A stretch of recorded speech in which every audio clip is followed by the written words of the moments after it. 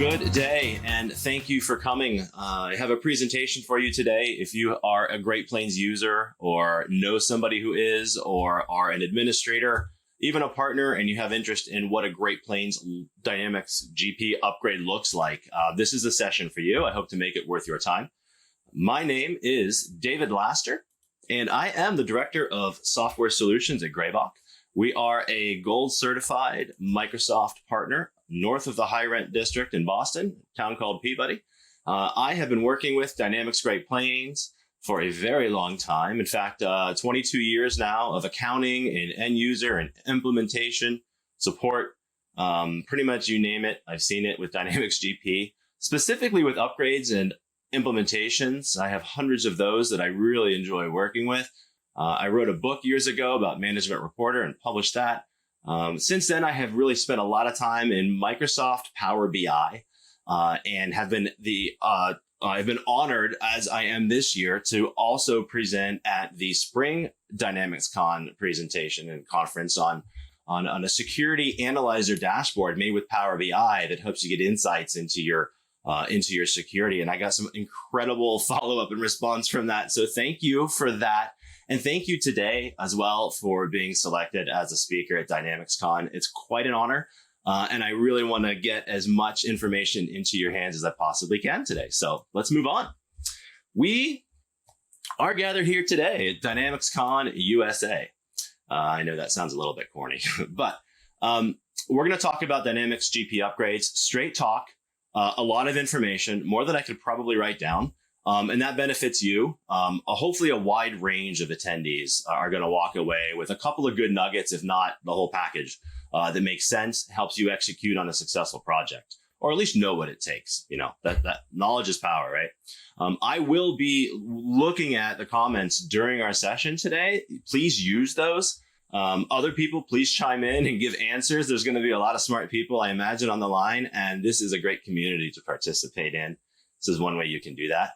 I'll also be available for live Q&A at the very end of this session and look forward to answering your questions live at that point in time. So again, we're going to give you a wide overview of what a Dynamics ERP upgrade looks like. I have two rules when it comes to upgrading Dynamics GP, and I want you to know about those. The first rule I have is work closely with your partner, or if you're a partner, work closely with your customer to ensure that you get a full and complete upgrade. It needs to get started. It needs to get finished. It needs to get done right, and it needs to get done well. The second rule that I have with respect to upgrades is do no harm to the current production environment. Okay. There is a way, if you do some studying and learn from today's session, to get there without harming your production environment. And that's always important. We don't want to introduce risk where it's unnecessary. So there's some good sessions out there, even at DynamicsCon in the spring, as well as DynamicsCon here in the fall, that talk about new features, right? And these are my 9 reasons to upgrade Dynamics GP. Customer has a support case, or they inquire about, what's next for GP. I have plenty of talking points, and I've listed a number of them on the screen here. There's plenty of information available about these and other sessions that go into detail. Some of my favorite ones are new features, because I've always liked Dynamics GP. I also like the fact that we get us into a good mainstream support with the new modern Lifecycle that I have some talking points on here in a little bit. Getting updated is great because it's not like a massive upgrade like it was in the future. You may have to upgrade to get here, but once you're on the modern Lifecycle, life gets a lot easier with respect to updates. So plus you've already paid for it. Enhancement every year. You might as well put those dollars to work. So let's move on. What's in your audit? Do you have documentation or anything written down about what is where in your environment? So I've had the pleasure and still enjoy to this day looking at a brand new environment to me and just kind of dissecting and seeing what's there. It's kind of like a board game, kind of a strategy board game where you kind of need to look and know what to do and when and where. I'm going to share some of my experience with you from the last 20 or so years. I'm going to do it in kind of a fun style here, kind of group some topics together. Okay. I'm going to give you 7 vectors to evaluate in your environment. All right. Let's have fun. First thing we got to do is look at what's installed. there might be a couple of places that that's installed. It might be on a server, could be on a remote desktop machine. It could be on one or multiple workstations or laptops. Get an inventory, find out what's installed on those machines. From a product standpoint, first place to look, dynamics.set file. It's essentially a flat file. You open it up, you kind of get a screenshot or even get a copy of it so you can analyze if there's any differences across any of the machines. There shouldn't be, but you want to grab a survey during your audit. Look for ISV products. They could be anywhere. They might be in the set file. They might be in program files. They might be elsewhere. It's hard to say. Look in program files. Look in your installed programs. There might be something there that actually applies to GP that might jog somebody's memory about how the user interact with it. So look really closely at what's installed and where. The second thing you want to do is what data is involved. Okay, we have the applications. Now we're looking at the data. One of my favorite SQL scripts to run as soon as I get onto a server is a stored procedure, SP_helpdb. Helps me get a quick view of a bunch of like important bits of information, including the list of databases that are there, the size of those databases, essentially the owner of those databases, things that are important to me as a GP admin. I get a quick screenshot of that, and then I put it in my audit documentation. Next thing, who uses Dynamics GP? Okay, we can query the table, right? The 1400 table, but you can look it up in the user's lookup list in GP.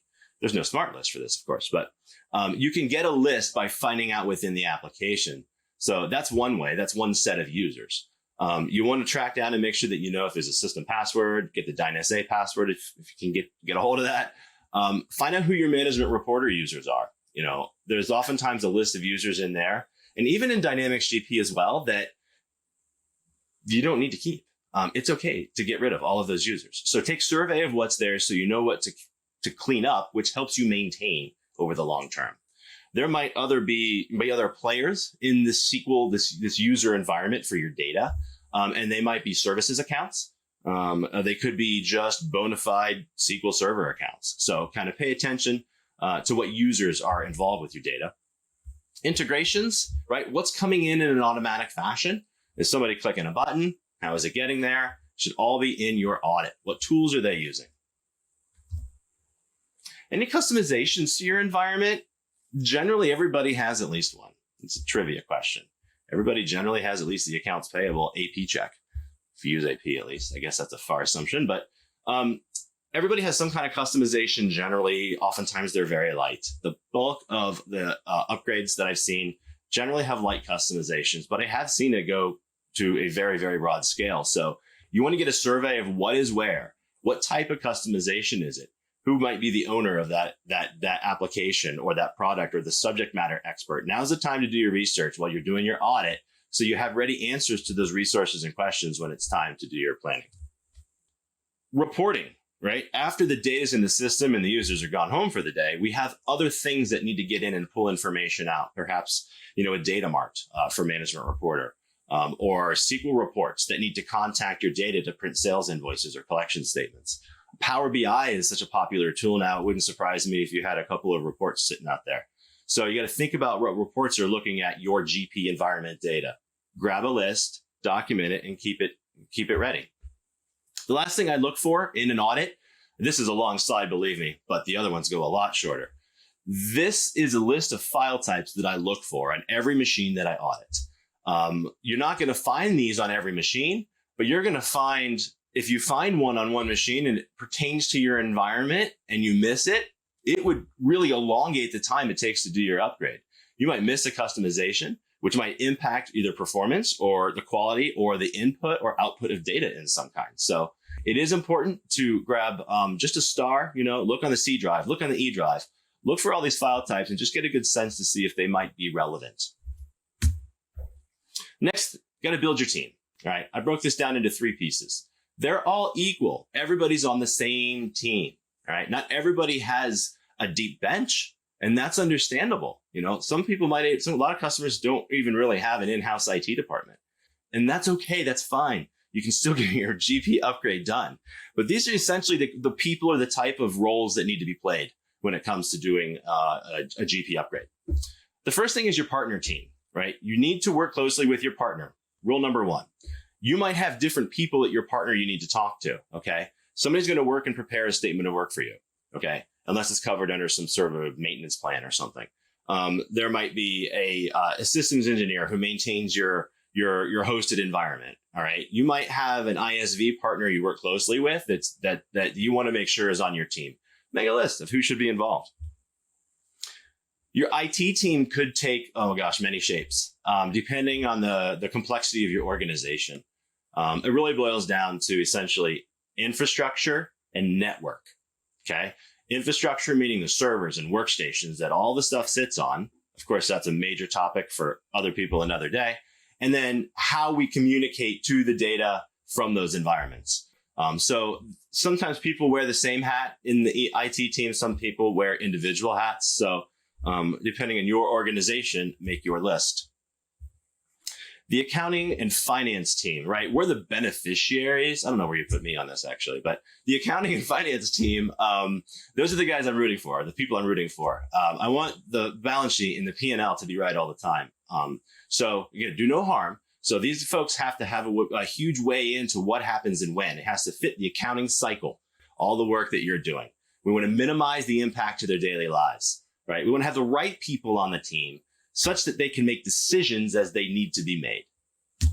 Number 3, system requirements. This is a simple slide here. I'll break this one down. I always get this, and you've seen it too. I'll highlight it. Microsoft recommends, and you can see the links here at the bottom of the page. There's like 4 profiles that they try to help you pick what hardware to buy. Rarely do I see anybody in profile 1. Okay. Generally, most folks fit at 2, 3, or 4. Okay. 4 is pretty high end, but wow, it's a screaming system. The low end, just take a look. Is anybody going to buy or put an upgrade on a Windows 7 machine? I should hope not. Office 2013. I mean, it's time to look at, don't be scared by the high end. The high end is the current stuff, guys. It's 2021. A server 2019 is not, an unacceptable platform. Plenty of implementations out there on that product right now. It has some differences from 16, which I'll talk about here today. The key ones that impact GP. Windows 10, of course, typically works great. And then whatever version of Office, most folks are in Office 365 now that I see, but you can still use the on-premise versions. And SQL 2019, of course. So it says high end, but that's also kind of like the standard. Really, it comes to high end with the little asterisk there. That says how big of drives do you need? How many partitions do you want? Are you virtualizing? There's a lot of kind of conversation that happens on the high end piece of this, but with respect to just system, it's Windows. All right, this is a fun one. Pick an upgrade path. These things are called hot topics. I don't know why they just call it upgrade, or they call them upgrade paths, but it's always a hot topic I've learned over the years. And a huge kudos to the folks in Fargo and the Dynamics team who have put so much time and energy putting all of the old PDF documentation up on GitHub. It is ready. It is accessible. I get emails every day when things come up because I subscribe. So I get the opportunity to stay in touch with things like this, a hot topic when it gets posted. What a hot topic is it helps you get from where you are in Dynamics GP to where you want to go. And sometimes your path might need to step on a stone or two in order to cross that river to get to the other side. I'll visually demonstrate that in a minute, but the hot topics give you the ability to go into and build your whole upgrade path. Some people can just get right to the current version from where they are. But when you start to look at the details that are in the hot topics, you might scratch your head and say, maybe not. So this is updated. It's ready. Thank you guys for doing all of that hard work, for keeping it up to date. So hopefully this all works. Let's assume, and I know this is a far reach, but just flow with me. Your current environment is actually kind of a languished, kind of old, but still working strongly Dynamics GP in 2013 environment. It's a great version, a lot of fantastic features in that edition. Maybe you didn't make it to the R2 release of that. Okay, here would be an example of a path to get to the current day and time, with 18.3 being your final version. You need a jump server, or like a temporary environment. A lot of times I see folks will build a virtual server that's just got enough horsepower to use for like 60 days, 30 days, whatever it takes to get the upgrade done in your plan. All right. It's just temporary. You can delete it digitally later. Okay. But what I put on this jump environment here is essentially the version of SQL that allows me kind of like a wide berth when it comes to taking those steps to get to the current version, the modern lifecycle. So I'll pick up my data. We'll move it over here. We're going to install the right level of the higher level, the R2 version of DynamicsGP 2013. Why? Rule number 2, do no harm to the current production environment. Okay, but when you drop your databases in this room and then you install this layer and follow your audit document to put all the right products in place, then you can upgrade that. Okay, well, we still have another step to take. Use the jump environment one more time.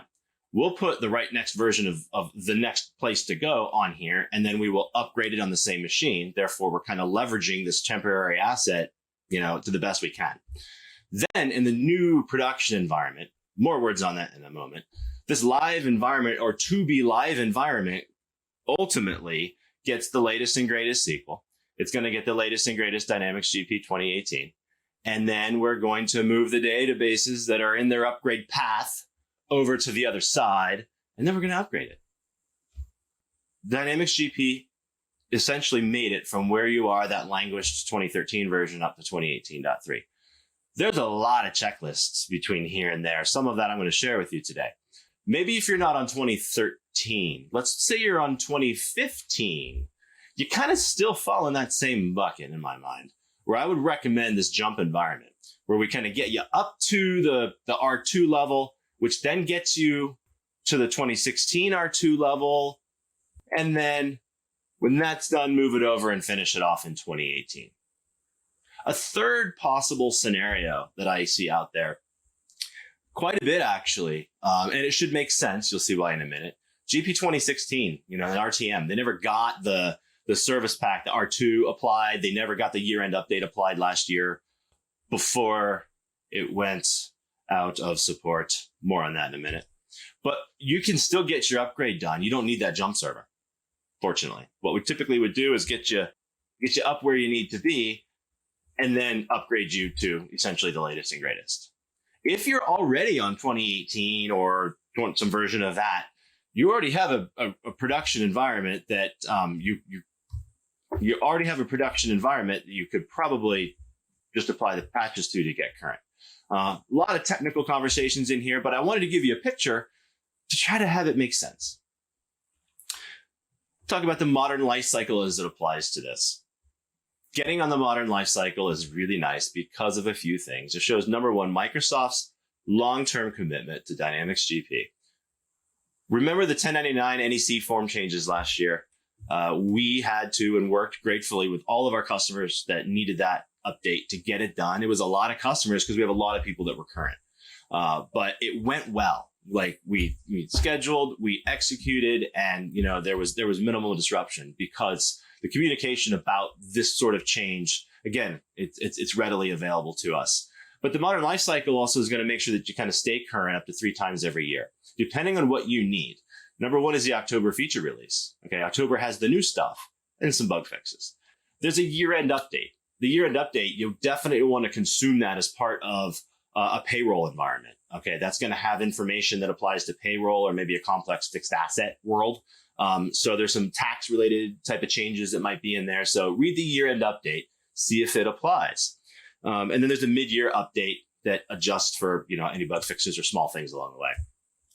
This whole modern life cycle started with 18.2. Okay, it continued with 18.3. I'm expecting 18.4 coming out here in October to be released. I can't wait to see those new features. But there's some links here at the bottom to dive deep into what this really means. But again, another picture. I think this helps a lot. This is the official diagram that you'll see out there again through the GitHub site. Here we are, DynamicsCon, fun to be here. But where are we? We're going to the future with DynamicsGP. So if we do take a moment and we look at the past in terms of how this feels, the upgrade path for 2013, right, and 2015, their mainstream support has been over for quite some time.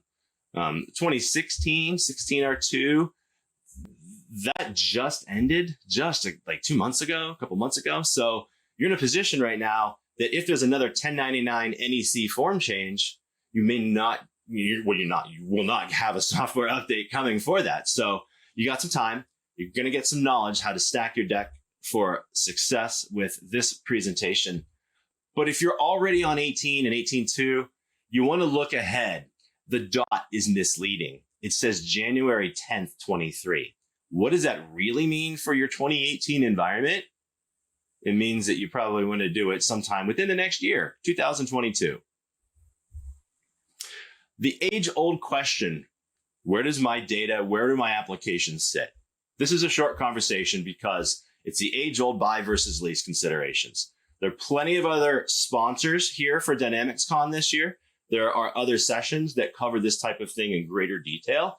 I just want to draw, as a systems engineer, an upgrade specialist, that you have to make this decision as a customer. With respect to hardware, generally you'll see folks with a 3 to 5 year kind of looking at replacement. It's been the norm that I've seen.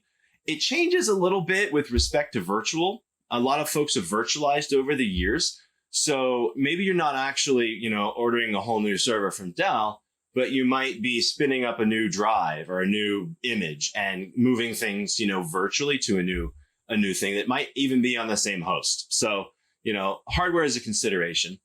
I will point out, we've had a couple of really nice successful upgrades with like core upgrade GP and a couple of small ISV, not small, but, pretty reliable ISV products that the customer virtualized their 2016 environment, gave us the keys to the car. We went in and we upgraded the entire thing all the way to 2018.3. We checked everything we possibly could. We let key users back in the system we upgraded in place. They did their unit test in about 2 hours.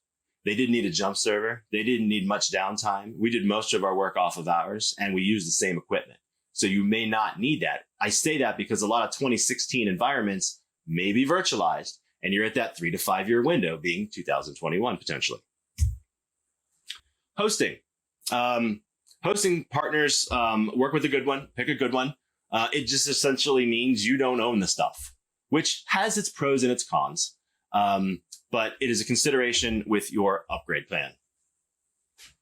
All right.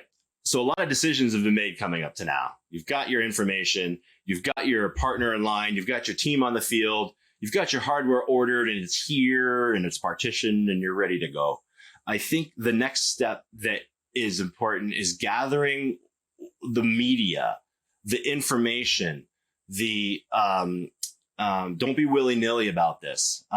Create a dedicated place that's on that new server environment to store and organize all the service packs and reg keys and instructions, PDF documents. Keep it neat. Only keep the stuff that's really needed in that version control folder. Make sure that you get your reg keys way before you start to sit and click buttons to do your upgrade. Okay, that will slow down an upgrade faster than anything else, other than not having the hardware ready. And it's a good place to store and gather any information that was in your system audit that needs to go through an upgrade process, like a macro or a modified report or window in GP. Kind of get them, a copy of them moved over here into this version control area. So it's in your sites, right? It's away from production and it's in your sites for your upgrade. Here's what DynamicsCon 2021 Fall's version control folder might look like. All right. The first folder, in my view, looks like the registration keys notes folder. I put a whole bunch of information in here just for quick reference. Sometimes if I can't copy paste, you got to save some things you can copy and paste in this folder, or it's a transfer folder between partner and customer. The next group is really core GP customers, right? You're going to need your GP core media. You may have media in your place already, and you need to add a folder for service packs because you're going to put those down to bring you up to the next level of GP. There are still plenty of integration managers out there running. That has their own service pack. It has its own extras, I call it, that allow it to connect to SQL and then run the reports afterwards. A lot of management reporter environments out there.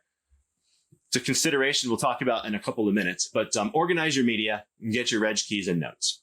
My next section in this And I hope I do no injustice to any of the wonderful ISVs in Dynamics world here, but I picked a few just to make a point.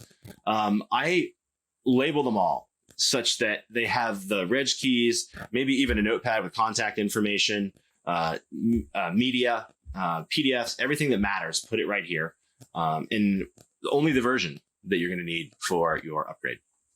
The last section down here is if you have customizations, if you have integrations, it's just kind of a corral to put the software integration information down there. And if you're in charge of maintaining or installing the database engine and any of its extra components like Management Studio or analysis services or reporting services, it's a good place to put it here too. A lot of people have GP and they bought SQL at the same time. So that's where I typically would put that for this purpose. Step 7. Before you click any buttons, get your coffee. Get your coffee, go to GitHub, and read through the table change information. The table changes will tell you a lot about what's going on in terms of the update that you're about to apply. It will inform you as to any customizations that might be affected. It could also tell you any windows that might change because of a new field in that database table.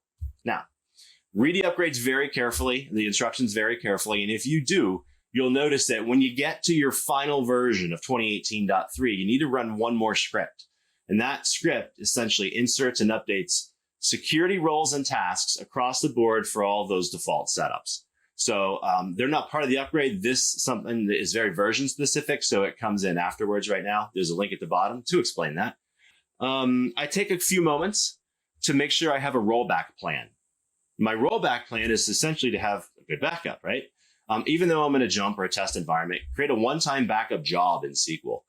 Many environments have more than just Dynamics and their company databases. I see plenty of environments that have, your management reporter or the management reporter data mart, or they might have, Smart Connect. There's other things that live out there. So I try to get a nice snapshot all at the same time and create a maintenance plan. Allows you to just right click, execute, go get your coffee, and make sure that you have a rollback plan in place. All right, get the data ready, right? After you've backed all that stuff up. There's a couple of tables that have some references in there that I like to strip out. The reporting tools setup table, 40800. It's like a one-liner table. And if you set up the Excel or the SQL reporting services within GP in the past, it's going to have a reference in there. And after your upgrade, it's going to want to push the stuff back out to that same place. So delete that record setup. We're going to set it up from scratch later on the new SQL environment. The SY deployed reports is a table that essentially just stores garbage. We're going to delete it and clean it up anyways. And then the DU30 table, this is in the checklist for Microsoft, I believe. It's part of the upgrade tracking. More on that later. Management reporter. If you're upgrading, take an assessment during your audit of how much of management reporter you're using. How many users? How many reports? How you're using it. Are you using the data mart? Is it working? Are all the companies there? Do you need to upgrade management reporter to keep all of the reports that you've generated and kept in the past? Or are you okay with, all right, let's just install it from scratch. Let's import our report designs. Let's set up our users and let's go in the new environment with a clean slate. So kind of know what you're doing with MR with respect to that. All right, step number 7, we're cruising right along. The core test upgrade is going to go something like this. There is a checklist, and I want to point that out because this is the official information. But in this presentation, I'm going to try to cover things in a way that the checklist doesn't necessarily accomplish. I was going to point out that the GP utilities, if you haven't done an upgrade for a while or been a part of one, is an application that's part of Dynamics GP. It's rarely used, but it's used to do an upgrade. So that does the heavy lift. Okay, this product, GP utilities, will upgrade all the products in your environment that you install in the new server environments. It upgrades them. If there are errors, it tells you. It logs those. So we'll cover that in another moment. But the utilities is the workhorse for the core Dynamics GP, not the ISVs. A little bit more, I guess, utilitarian checklist might be or look something like this. We're going to install SQL in the new environment. We're going to restore a copy of the databases because we're going to do no harm to production. We're going to prepare that data and those databases for upgrade. There's some instructions here. There's some scripts you want to pay attention to in there in order to do the data prep.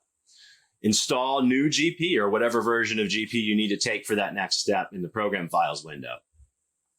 Turn on your SQL log so you can be logging things along the way and make sure that if an error occurs, you capture it the first time. And then you launch GP utilities, which effectively gives the upgrade the chance to start off.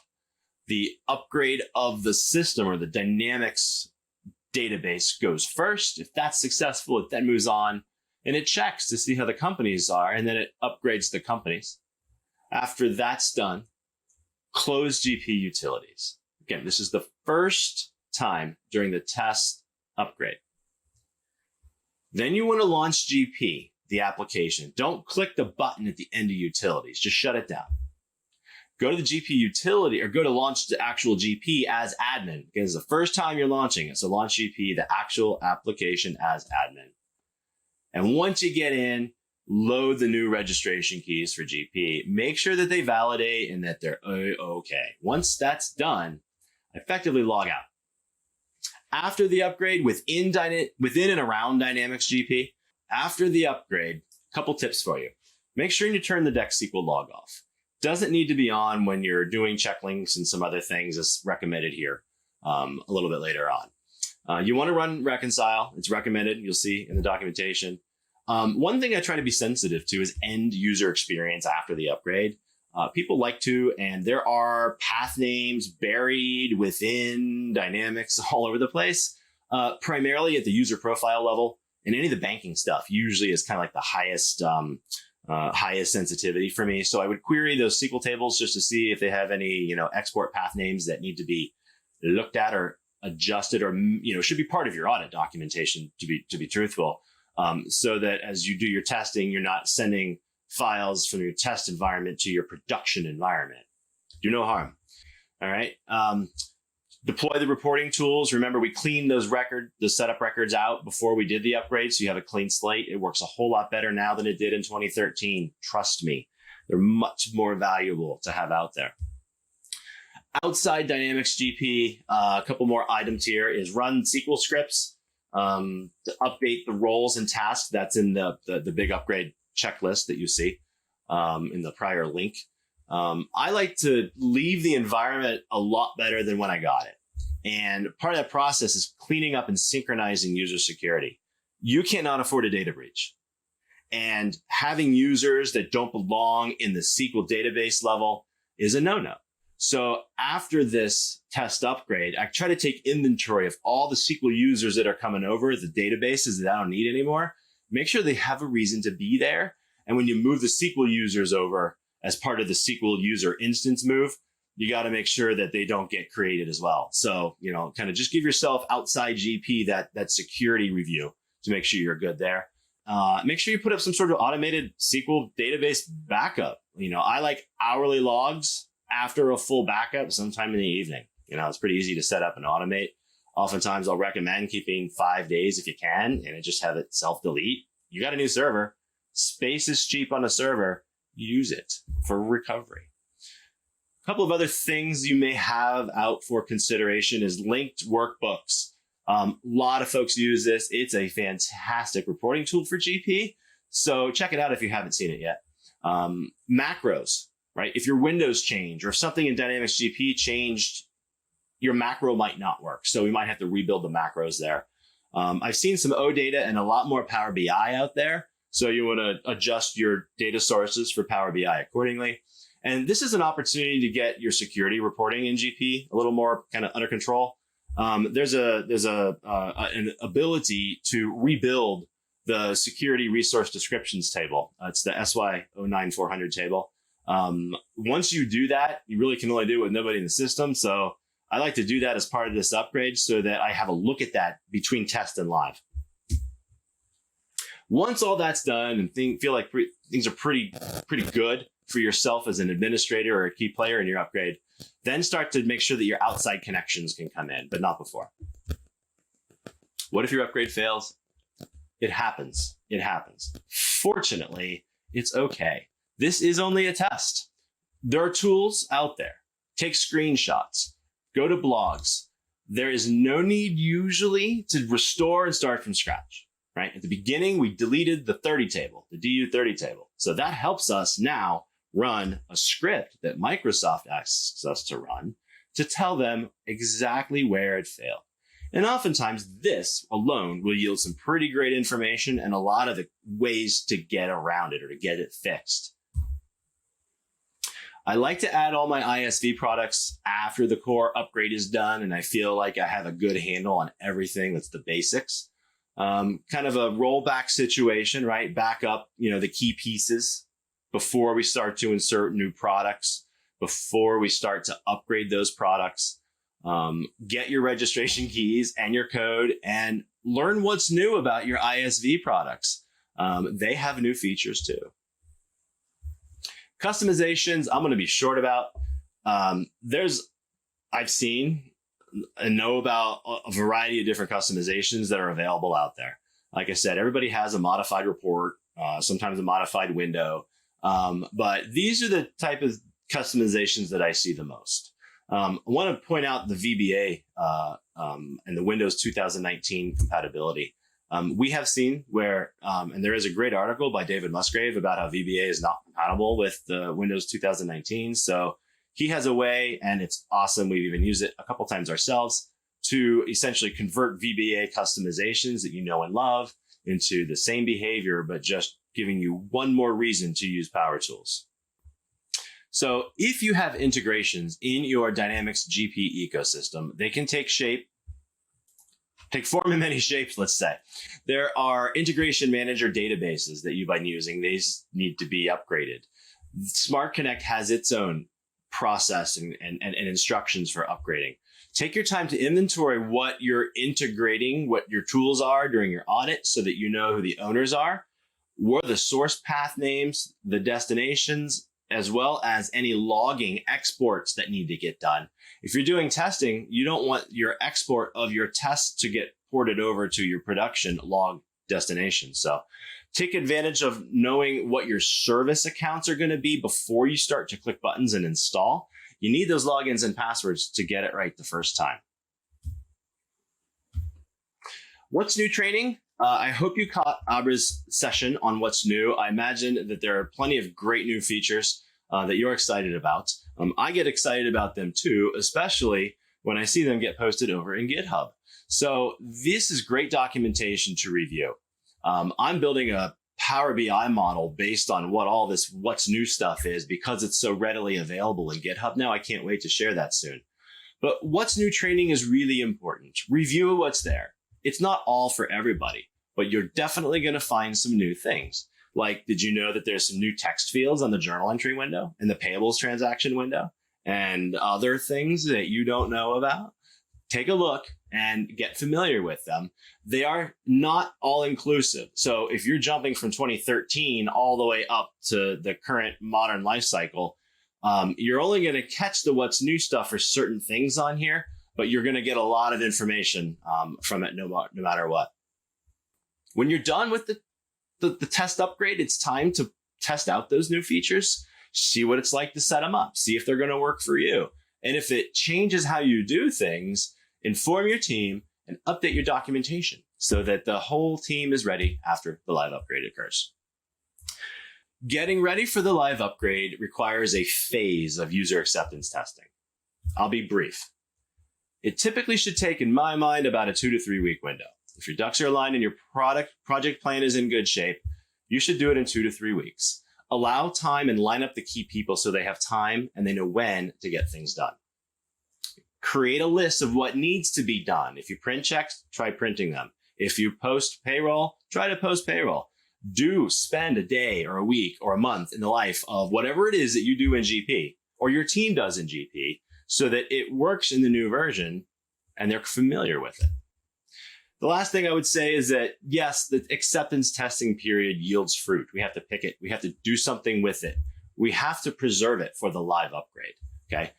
If you have a problem during the test upgrade, make note, because if it occurs during the live upgrade and you spend 2 times troubleshooting that you only needed to spend once, shame on you. But it happens. It happens to the best of us. So I've learned to create a good log during an upgrade process. Screenshots go a long way.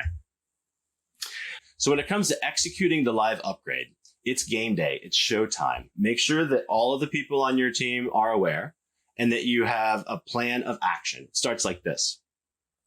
Stop all the integrations and the data that's coming in from the outside. We don't want data moving once we grab a good clean backup. Then get your users out of Great Plains. But before they get out, make sure that they've run a couple of key control total reports, like their agings for AR and AP, any open orders reports or inventory valuation or summary trial balances. Get them off the old version before the upgrade is set to begin. Back up the production environment once the data stopped moving. Move that stuff to the new upgrade environment. It might be a double hop. It might be a single hop. It depends on what your upgrade path is. Get the data ready, just like we did in the test upgrade. Turn on your log in case something happens. Depends. Something may happen during this upgrade that didn't happen during the test upgrade, but it's a good practice to turn the log on. Launch utilities. Let it do its thing. It's going to upgrade the Dynamics. It's going to upgrade all the companies. My experience is that generally on a really decent server, your company per company upgrade runtime is going to be somewhere between 6 minutes on a screaming fast server, and as long as 20 or 22 on a lesser powered machine.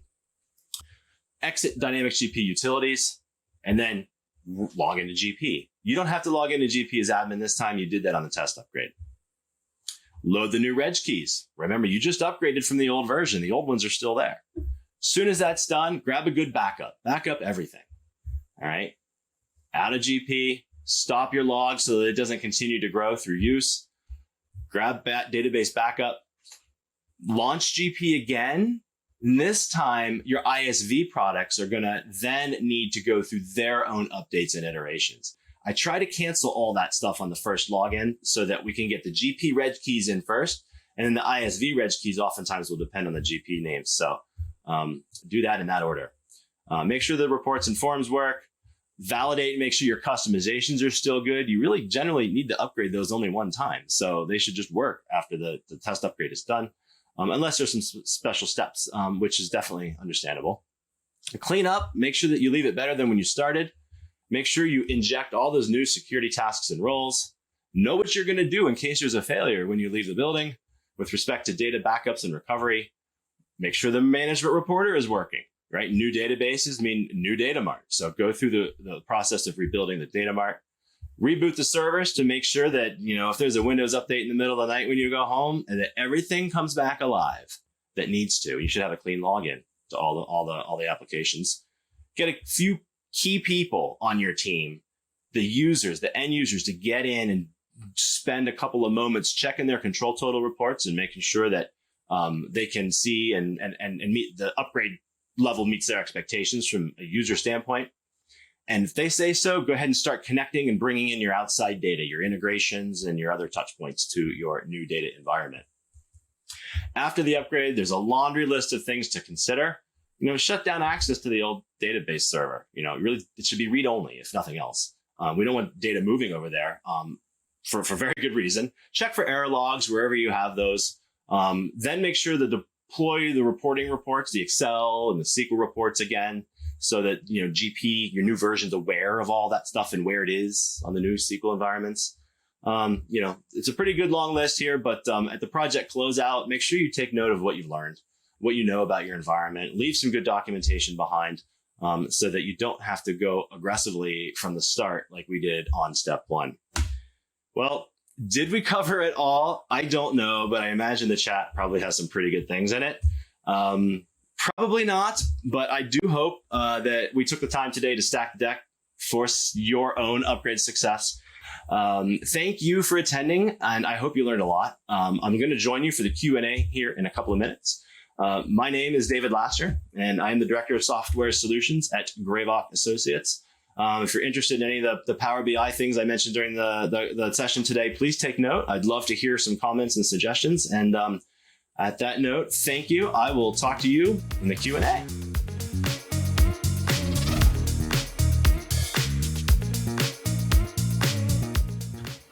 Hey, Christine, how are you? Hey, David. I'm good. How are you? Good presentation. I'm glad that is finally over for sure, but it's been a really good week of learning. I know a lot of people on our team have caught a lot of great tips and tricks from this DynamicsCon convention this week. So Definitely. appreciate you being here and being the moderator for this event. We're going to be actively monitoring questions out here. Do we have any out there in the queue yet, Christine, by chance? Not right now, but I did have a question, or maybe you can kind of talk about your biggest upgrade success story while we wait for if anyone has any questions. Okay. Hey, thank you. And thanks, Sean, and all the thumbs up. I appreciate that.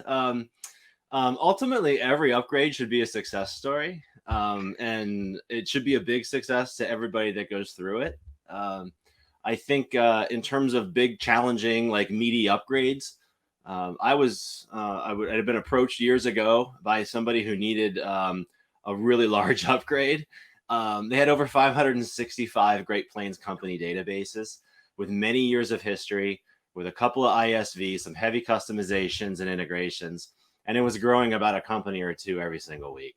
And they needed to get current, and the only way to really do that was to stop the growth.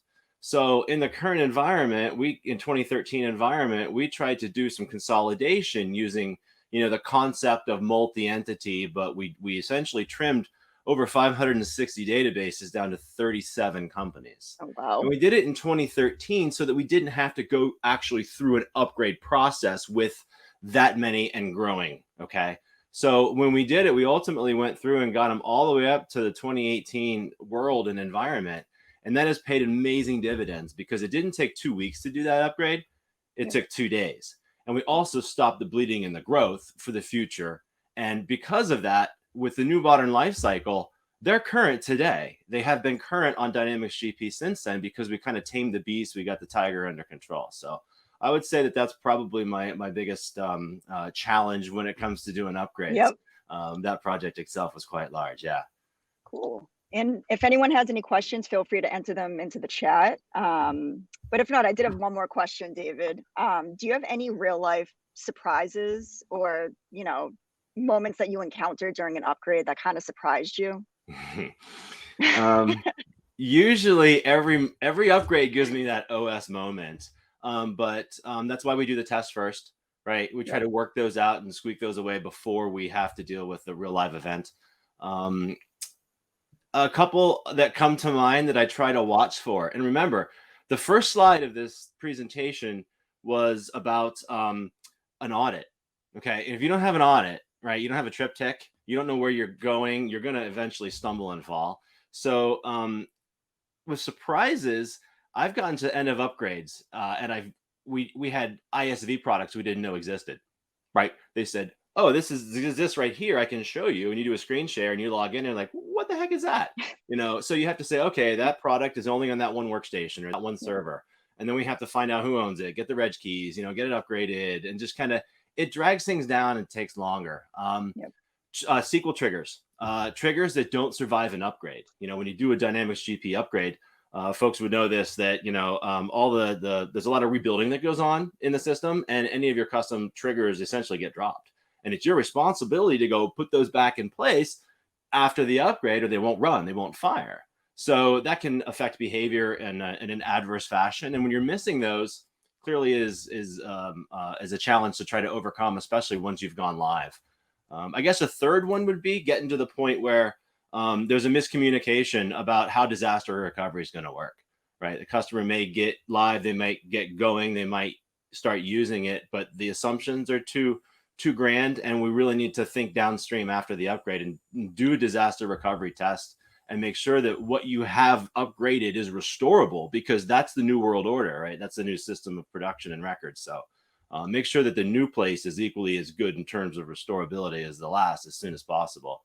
Otherwise, you might find yourself rebuilding or re-upgrading components that you didn't want to do that.